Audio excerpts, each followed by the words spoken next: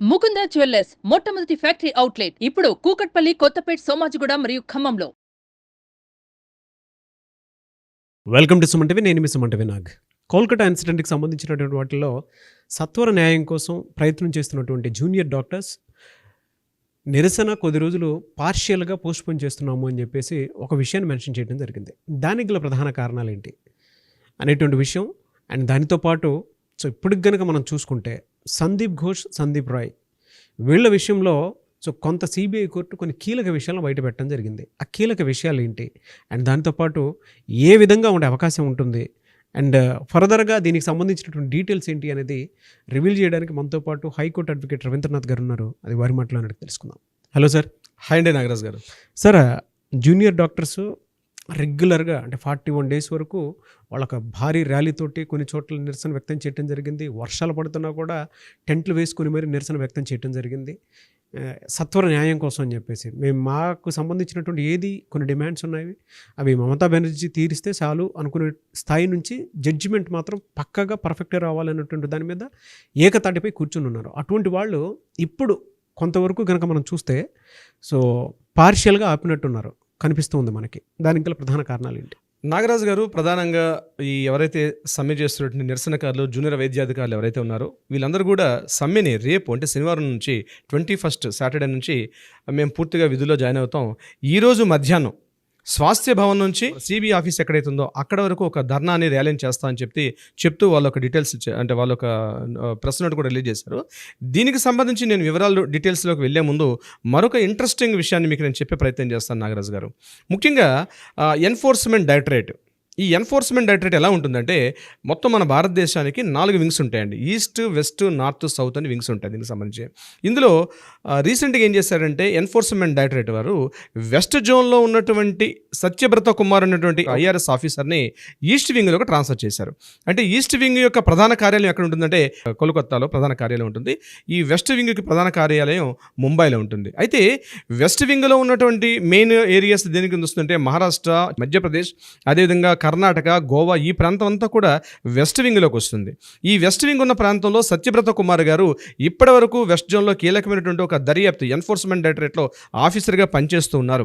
ఇక ఈస్ట్ జోన్కి ఎందుకు వస్తే నార్త్ ఇండియాలో ఉన్నటువంటి మ్యాక్సిమం పార్టీకి సత్యబ్రత అంటే ఈస్ట్ వింగ్ కిందకు వస్తుంది. చాలా ప్రాంతం అంటే ఉత్తరప్రదేశ్ మొదలుకొని ఉత్తరాఖండ్ మొదలుకొని చాలా బీహార్, మధ్యప్రదేశ్, ఈ కింద ఒరిస్సా, ఛత్తీస్గఢ్, ఈ ప్రాంతం అంతా కూడా ఈస్ట్ వింగ్లోకి వస్తుంది ఎన్ఫోర్స్మెంట్ డైరెక్టరేట్ యొక్క ప్రధాన డీటెయిల్స్లోకి. అయితే ఈ సత్యబ్రత కుమార్ గారు వెస్ట్ జోన్ నుంచి ఈస్ట్ వింగ్లోకి రావడం ట్రాన్స్ఫర్ చేశారు. అది నిన్ననే జరిగింది. అయితే సత్యబ్రత ఇది పెద్దగా మీడియా దీని గురించి పెద్దగా ఫోకస్ చేయలేదు. కానీ ప్రతి విషయాన్ని మనం ఎప్పుడైతే దీని గురించి మనం ఎనాలిసిస్లోకి వెళ్తున్నామో ఈ సత్యబ్రత కుమార్ గారిని ఇమ్మీడియట్గా ఈస్ట్ వింగ్లోకి ఎందుకు వచ్చారు అంటే ఇట్స్ ఎ వెరీ కీలకమైన విషయం. ఎందుకంటే ఓవైపు సందీప్ ఘోష్ మీద, అదే సుదీప్త రాయ్ మీద ఎట్ ద సేమ్ టైం చాలా ఇష్యూస్ ఉన్నాయి ఇక్కడ ఎన్ఫోర్స్మెంట్ డైరెక్టరేట్ విషయంలో. నేను రీసెంట్గా అభిషేక్ బెనర్జీ గారు కూడా సుప్రీంకోర్టు చివరిలో పెట్టింది అంతకుముందు జరిగిన కొన్ని స్కామ్స్ సంబంధించి. సో ఈ టాపిక్కి సంబంధించిన టాపిక్ కాదు కాబట్టి నేను అభిషేక్ బెనర్జీ గురించి పెద్దగా వివరించే ప్రయత్నం చేయను. బట్ కలకట్టాలో చాలా ఈడీ ఎన్ఫోర్స్మెంట్ డైరెక్టరేట్ సంబంధించి చాలా కీలకమైన విషయాలు జరుగుతున్నాయి. ఇటువంటి సమయంలో ఈ సత్యబ్రత కుమార్ గారిని ఏం చేశారంటే వెస్ట్ వింగ్ నుంచి ఈస్ట్ వింగ్లోకి ట్రాన్స్ఫర్ చేశారు. అయితే ఎవరి సత్యబ్రత కుమార్? అక్కడికి వద్దాం మనం కీ పాయింట్లకి నాగరాజు గారు. ఈ సత్యబ్రత కుమార్ గారు ఎవరంటే he is not an ordinary person. ఇతను 2 బిలియన్ కోట్ల స్కామ్ చేసినటువంటి నీరవ్ మోడీ, ఏదైతే వజ్రాల వ్యాపారి నీరవ్ మోడీ యొక్క కేసుని ఎన్ఫోర్స్మెంట్ డైరెక్టరేట్ అధికారిగా ఉండి దాన్ని పూర్తిగా ఆధారాలతో తీసుకొని ఎప్పుడైతే ఆయన సమర్పించాడో గవర్నమెంట్కి అప్పుడే నీరవ్ మోడీ భారతదేశం నుంచి పారిపోయాడు.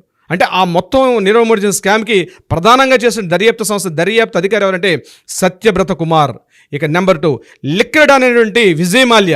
ఈ విజయమాల్య చేసినటువంటి ఆయన తాలూకు ఆస్తులు మొత్తం గోవాలో అయితేనేమి, ముంబైలో అయితేనేమి, ఎంటైర్ ఎక్కడెక్కడైతే ఆస్తులు ఉన్నాయో మొత్తం ఆస్తుల మీద దాడులు చేసి ఎన్ఫోర్స్మెంట్ డైరెక్టరేట్కి ఒక ప్రతిష్టని తీసుకొచ్చే వ్యక్తి ఎవరైనంటే సత్యబ్రత కుమార్.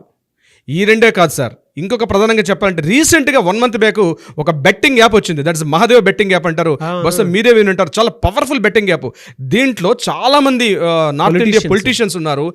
బాలీవుడ్ షారుఖ్ ఖాన్ మొదలుకొని అక్షయ్ కుమార్, బాలీవుడ్ చాలామంది పెద్ద పెద్ద సినిమా స్టార్లు కూడా పార్టిసిపేట్ చేసినటువంటి ఏదైతే మహాదేవ్ బెట్టింగ్ యాప్ ఏదైతే ఉందో దానిలో కొన్ని వేల కోట్ల రూపాయల స్కామ్ అందులో ఉందనే విషయం మీద డిస్కషన్ చేసినప్పుడు వాళ్ళు ఎక్కడెక్కడైతే తమ ఆస్తులు ఎక్కడెక్కడ వేశారో దాని అందరినీ కూడా దర్యాప్తు అధికారిగా నిలబడి దాన్ని పూర్తిగా ఎన్ఫోర్స్మెంట్ డైరెక్టరేట్ అనే స్థాయికి ఒక పూర్తి పేరు తీసుకొచ్చిన ఎవరైనా వ్యక్తి ఉన్నారంటే అతనే సత్యబ్రత కుమార్. అతను నిన్న ఈ ఈస్ట్ వింగ్ కలకటా కార్యాలయానికి ప్రధాన దర్యాప్తు అధికారిగా రావడం జరిగింది ఎన్ఫోర్స్మెంట్ డైరెక్టరేట్. ఎందుకంటే జస్ట్ మనం 2 days బ్యాక్ చూసాం సుదీప్ తోరా ఇంటి మీద దాడులు చేసి మనం ఆల్రెడీ మాట్లాడుకున్నాను. 4G ఒక చిన్న మినీ వ్యాన్కి సరిపోయినటువంటి డాక్యుమెంట్స్ కలెక్ట్ చేసి ఆల్మోస్ట్ అంత కలెక్ట్ చేశారు. సిబిఐ దాడుల్లో ఎన్ఫోర్స్మెంట్ డైరెక్టరేట్ ఎక్కడెక్కడెక్కడ దాడులు చేసి ఇంత ఒక స్కామ్ ఉన్నట్టుగా ఎప్పుడైతే గుర్తించారో దీనికి ఆర్డినరీ పర్సన్ అయితే సరిపోడు, ఒక పెద్ద అధికారి రావాలని చెప్పి ఇమ్మీడియట్గా వెస్ట్ వింగ్లో పనిచేసిన సత్యబ్రత కుమార్ని ఇమ్మీడియట్గా ఈస్ట్ వింగ్లో అపాయింట్ చేశారు.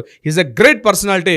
బహుశా ఈ కేసు కూడా జస్టిస్ అభయ్కి సంబంధించిన కేసులో, ఎందుకంటే కేవలం రేప్ అండ్ మర్డర్ కూడా జరగలేదు నాగరాజు గారు ఈ కేసులో, దీంట్లో అవినీతి ఆరోపణలు ఎదుర్కొన్నటువంటి ముఖ్యంగా Sandeep Ghosh at the same time పార్టీతో ఉన్నటువంటి సంబంధాలు, ముఖ్యంగా ఈ తెర వెనుకున్నటువంటి నడిపించినటువంటి మనం ఒక వీడియోలో చెప్పాం డి అనే వ్యక్తి ఎవరు ఉన్నారు, ఆ డీని మనం చాలా విషయాలు తెలియపరుస్తామని చెప్పాం.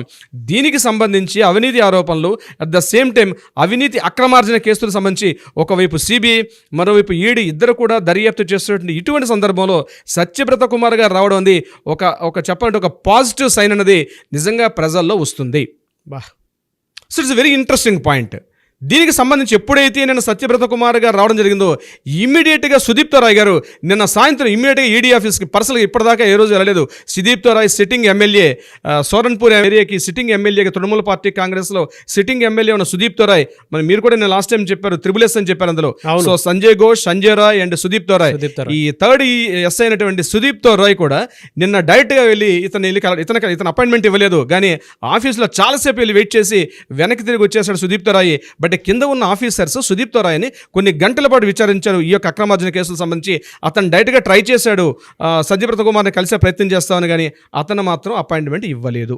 సో చూద్దాం, బస్ వెరీ ఇంట్రెస్టింగ్ పాయింట్. కాబట్టి మనకి ఇప్పటిదాకా సిబిఐ యొక్క దర్యాప్తులు తెలుస్తున్నాయి, ఎన్ఫోర్స్మెంట్ డైరెక్టరేట్ యొక్క మనకి డీటెయిల్స్ రాలేదు. బస్ నేను అనుకోవడం ఏంటంటే రేపటి నుంచి మనకి సత్యబ్రత కుమార్ గారు ఎప్పుడైతే మనం తీసుకున్నారో దీనికి సంబంధించిన ఛార్జ్ డెఫినెట్గా మనకి అప్డేట్స్ కూడా వచ్చే అవకాశం ఉంది నాగరాజు గారు. It is very very interesting, చాలా అప్రిషియేట్ చేయాల్సిన విషయం దీనికి సంబంధించి. నిజంగా యావత్ జాతి కూడా అప్రిషియేట్ చేయాలి, ఎందుకంటే ఆయన ఆల్రెడీ ప్రీవియస్ చేసినట్టు ఎన్నో సక్సెస్లు, ఇది కూడా ఆయనకు కెరీర్లో ఇది ఒక మంచి సక్సెస్ మార్క్ అయ్యే అవకాశం ఉంటుంది. మీరు ఫస్ట్ స్టార్టింగ్ మనం ఎపిసోడ్స్ చేసినప్పుడు మీరు ఒక మాట అన్నారు, కొత్త విషయాలు వెలుగులోకి వస్తాయి, కొత్త నాందికి పలుకుతుంది, కొత్త చట్టాలు కొత్త శాసనాలు కూడా అమల్లోకి వచ్చే అవకాశం ఉందన్నారు. కీలకంగా అట్లనే జరుగుతున్నాయి. కాబట్టి డెఫినెట్గా ఈ అభయ కేసు ఏదైతే ఉందో దీని మీద ఇంట్రెస్టింగ్ పాయింట్స్ వస్తాయి. ఇక కట్ చేస్తే నాగరాజు గారు రెండో పాయింట్కి వెళ్దాం. నిరసనకారులు ఎవరైతే నిన్న స్వాస్థ్య భవన్ నుంచి నిన్న చాలాసేపు చీఫ్ సెక్రటరీ అయినటువంటి మనోజ్ పంత్ గారు చాలా గంటల పాటు 2.5-3 గంటల పాటు సుదీర్ఘంగా చర్చలు జరిగిన తర్వాత బయటకు వచ్చినటువంటి వీళ్ళు ఎవరైతే నిరసనకారులు ఉన్నారో, మేము ఒక జనరల్ బాడీ మీటింగ్ పెట్టుకుంటాం, బాడీ మీటింగ్ అయిన తర్వాత అందులో మేము డిసైడ్ చేస్తాం సమ్మె విరమించాలా కంటిన్యూ చేయాలన్న విషయాన్ని మీద.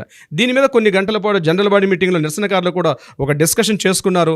ఆ డిస్కషన్ చేసుకున్న తర్వాత అర్ధరాత్రి 12:30-1 గంటప్పుడు వాళ్ళు ఒక కీలకమైన ప్రకటన చేశారు. ఏంటంటే మేము శనివారం అంటే 21 సెప్టెంబర్ 21 తారీఖున, అంటే 42 days అవుతున్నప్పటికీ మేము సమ్మె విరమిస్తున్నాం, కానీ ఓపీడీ సేవలు ఓటీ సేవలు మాత్రం అలాగే నిలిపివేయబడతాయి, మేము పాక్షికంగా మాత్రమే జాయిన్ అవుతున్నాం. అది కూడా ఏంటంటే దక్షిణ కలకటా జిల్లాలు చాలా వరకు వరద ప్రాంతానికి ముంపు గురైంది, చాలామంది ప్రజలు ఇబ్బందులు పడుతున్నారు. ఒకే ఒక కారణంతో, ఒక మానవతా దృక్పథంతో మేము దిగుతున్నాం తప్పించి ప్రభుత్వం చేస్తున్న చర్యలు అయితే కొంతవరకు కంటితొడుపు చర్యలు ఉన్నాయి తప్పించి పూర్తిగా మా మీద పూర్తిగా నమ్మకం లేదు. ముఖ్యంగా మా భద్రతా చర్యలకు సంబంధించి మేము ఎంతో ట్రై చేశాం, కానీ వాళ్ళు ఒక లెటర్ ఫార్వర్డ్ చేశారు. బట్ ఆ ప్రమాణాలు పాటించకపోతే మరలా మేము ఏ స్టెప్ అయినా తీసుకుంటామని చూచాగా చెప్తూ వాళ్ళు ఈరోజు మధ్యాహ్నం స్వాస్థ్య భవన్ నుంచి సిబిఐ ఆఫీస్ వరకు ఒక భారీ స్థాయిలో ఒక ర్యాలీని అయితే తీసే అవకాశం అయితే ఉంది నాగరాజు గారు. రేపటి నుంచి వాళ్ళు విధుల్లోకి జాయిన్ అవుతారు. ఓపీడీ సేవలు అంటే అవుట్ పేషెంట్ డిపార్ట్మెంట్ సేవలు, ఓటీ సేవలు అంటే ఆపరేషన్ థియేటర్ల సేవలు, ఇవి మాత్రమే నిలిపివేయబడతాయి, మిగిలినవన్నీ కూడా యథావిధిగా చేస్తామని చెప్పి వాళ్ళు చెప్పడం జరిగింది. బహుశా ఈ రెండింటి మీద కూడా క్లారిటీ ఇచ్చే అవకాశం రేపు మార్నింగ్ ఏమైనా బహుశా క్లారిటీ ఇస్తారేమో తెలియదు. నిరసనకారుల యొక్క విశేషం సంబంధించి దీనికి ఒక ఇన్ఫర్మేషన్ ఎన్ని డేస్ ఉంటుంది సార్ ఇది, అంటే పాక్షికంగా వాళ్ళు ఎక్కడ డేట్ మనకి ఎక్కడ ఇన్ఫార్మ్ చేయలేదు సార్. ఏ విషయం అనేది రేపు వాళ్ళు రిలీజ్ చేస్తారు, శనివారం వాళ్ళ డ్యూటీలో జాయిన్ అయిన తర్వాత చెప్తారనుకుంటాను. అయితే చూడండి, మమతా బెనర్జీ గారి యొక్క ప్రభుత్వం ఈ నిరసనకారులు ఏదైతే ఉన్నారో మేము మరలా శనివారం నాడు డ్యూటీలో దిగుతామని చెప్తున్న సందర్భంలో మమతా బెనర్జీ గారి గవర్నమెంట్లో పశుసంవర్ధక శాఖ మినిస్టర్గా పనిచేస్తున్న ఒక మినిస్టరు కీలకను ఒక వ్యాఖ్య చేశారు. మళ్ళీ దాన్ని ఏమంటారంటే అగ్నికి ఆజ్యం పోసిన వ్యాఖ్య.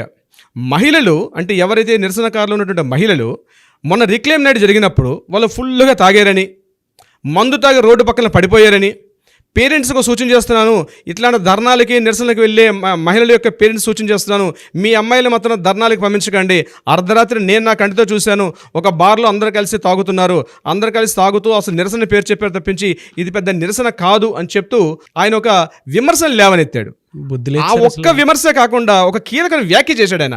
ఏమని వ్యాఖ్య చేశాడంటే 11 గంటల తర్వాత లిక్కర్ షాప్ వాళ్ళు ఎవరు కూడా అమ్మాయిలకు మందు ఇవ్వద్దు అని ఒక పిచ్చి కామెంట్ చేశాడు. బహుశా దీని మీద ఏం చేస్తారంది బహుశా మనకి రేపు ఎల్లుండి తెలిసే అవకాశం కూడా ఉంటుంది. అంటే ఒకవైపు వైద్యాధికారులు నిరసనకారులు అందరూ కూడా తమ డ్యూటీని వాళ్ళు రిలీఫ్ చేసుకొని డ్యూటీలో జాయిన్ అవుతామని చెప్తున్న సందర్భంలో ఒకవైపు మమతా బెనర్జీ గారు ప్రభుత్వ చర్చలు చేశారు, మనోజ్ పంత్ గారు కొన్ని గంటల పాటు చర్చలు చేశారు. ఇటువంటి సమయంలో ఇతను ఇట్లా కామెంట్ చేయడం అంది చాలా వివాదానికి దారితీసే అవకాశం అయితే ఉంటుంది నాగరాజు గారు. వాళ్ళ కంటిని వాళ్ళే పొడుచుకోవడం ఉంటుంది సార్. అవునండి. ఇదిలో ఉండగా కొత్తగా ఛార్జ్ తీసుకున్నటువంటి మన మనోజ్ కుమార్ వర్మ గారు, అంటే పోలీస్ కమిషనర్ ఆఫ్ కల్కటా, ఈయన నిన్న ఆర్జికర్ మెడికల్ కాలేజీకి విజిట్ చేశారు. కొన్ని గంటల పాటు అక్కడ మొత్తం ఎక్కడెక్కడైతే ఏ ప్రదేశాల్లో సంఘటన జరిగింది, ఎక్కడెక్కడ దాడులు చేశారు, పెద్ద వ్యాండలిజం జరిగిందని అనుకున్నాం మనం 14th ఆగస్టులో. సో దానికి సంబంధించిన టోటల్ ప్రదేశాలని కూడా ఆయన పూర్తిగా చెక్ చేశారు. సుమారు అక్కడ ఒక అర్ధగంట పాటు ఉండి అక్కడ ఉన్న వాళ్ళందరినీ కూడా డిస్కషన్ చేశారు మన మనోజ్ కుమార్ వర్మ గారు. అంటే సంఘటనా స్థలాన్ని పూర్తిగా దర్శించారు. అక్కడ నుంచి తలా పోలీస్ స్టేషన్కి వెళ్ళారు. తలా పోలీస్ స్టేషన్ ఎస్హెచ్ఓగా ఉన్నటువంటి అభిజిత్ మండలి యొక్క ఆయన ప్లేసెస్, ఎవరెవరితో మాట్లాడారు, ఇవన్నీ కూడా ఆయన అక్కడ ఉన్నటువంటి పోలీసులతో మాట్లాడడం, సిపి గారు డైరెక్ట్గా వచ్చి మాట్లాడడం బహుశా ఇట్స్ వెరీ ఇంట్రెస్టింగ్ పాయింట్.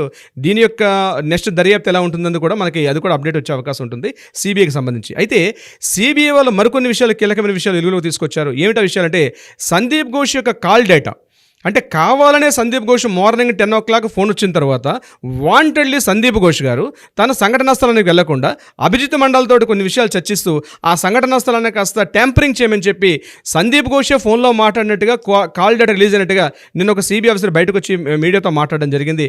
దీంట్లో సందీప్ ఘోష్ యొక్క పాత్ర కూడా చాలా అనుమానాస్పదంగా ఉంది, ఆయన బిహేవియర్. అయితే ఈ విషయాన్ని చెప్తే ఆయన ఒక కీలకమైన వ్యాఖ్య చేశారు. ఏంటంటే సందీప్ ఘోష్ గారు ఆగస్టు 9 మార్నింగ్ 10:03 నుంచి 10:16 మధ్యలో ఒక కీలకమైనటువంటి ఒక ప్రముఖమైన వ్యక్తితో డైరెక్ట్గా ఫోన్లో మాట్లాడారు.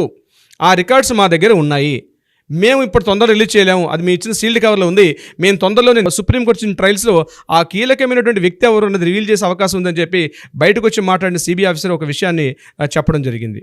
It's a very interesting point. ఇదిలా ఉండగా ఎవరైతే అభయ యొక్క పేరెంట్స్ ఉన్నారో, పేరెంట్స్ బయటకు వచ్చి వాళ్ళు ఒక లెటర్ రాశారు సిబిఐకి. డైరెక్ట్గా ఒక 2 పేజీల లెటర్ రాశారు. ఆ లెటర్లో ఏముందంటే, మా అమ్మాయి మాతో లాస్ట్లో మాట్లాడిన మాటలు కానీ నాకు ఆమె ధైర్యం చెప్తూ మా అమ్మాయి కొన్ని విషయాలు మొత్తం మాట్లాడింది. ఆ రికార్డ్స్ మీ ఫోన్లో ఉన్నాయి. ఆ రికార్డ్స్ మొత్తం దయచేసి మీరు డిస్ట్రాయ్ చేయకండి, ఎట్టి పరిస్థితుల్లో మా మెమరీస్గా మేము వాటిని పెట్టుకుంటాము.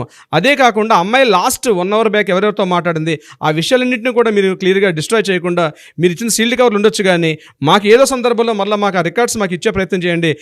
అట్లీస్ట్ మా అమ్మాయి వాయిస్ చివరి మాటలు వినే అదృష్టాన్ని మాకు కల్పించమని చెప్పి చాలా దయనీయంగా ఉత్తరం లెటర్ రాశారు సిబిఐకి. చాలా దయనీయంగా ఉన్నటువంటి లెటర్ రాశారు.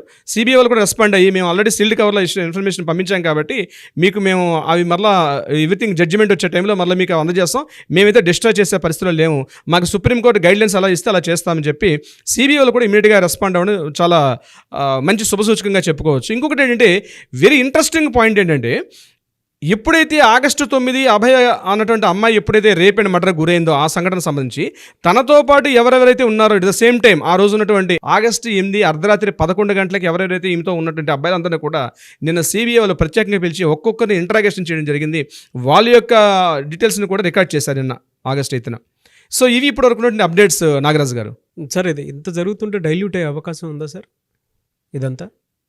డైల్యూట్ అంటే సిబిఐ ఇక్కడ దర్యాప్తు మీద మనకి ఒక కేంద్ర ప్రభుత్వ సంస్థ కాబట్టి సిబిఐని విశ్వసించాల్సిన అవసరం ఒక ఇండియన్ సిటిజన్గా మనకు అంతకుమించి వేరే ఆధారం లేదండి. అక్కడ చేయాల్సిందే మనం సిబిఐ ఇచ్చే రిపోర్ట్ మనం నమ్మాల్సిందే. మరి సిబిఐ వారికి ఇన్ఫ్లుయెన్స్కి వెళ్తుందా అని మనం చెప్పలేము. యాజ్ బీయింగ్ అన్ అడ్వకేట్ నేను చెప్పకూడదు కూడా. ఓకే, ఏదైనా సుప్రీంకోర్టు అయితే న్యాయం చేకూరుస్తుంది కాబట్టి we want justice, we demand justice. Anyways, thank you so much Ravindranath గారు. Thank you so much Nagaraj గారు. సుమన్ టీవీలో మీ పర్సనల్ అండ్ బిజినెస్ ప్రమోషన్స్ కోసం కింది నెంబర్కి కాంటాక్ట్ చేయండి.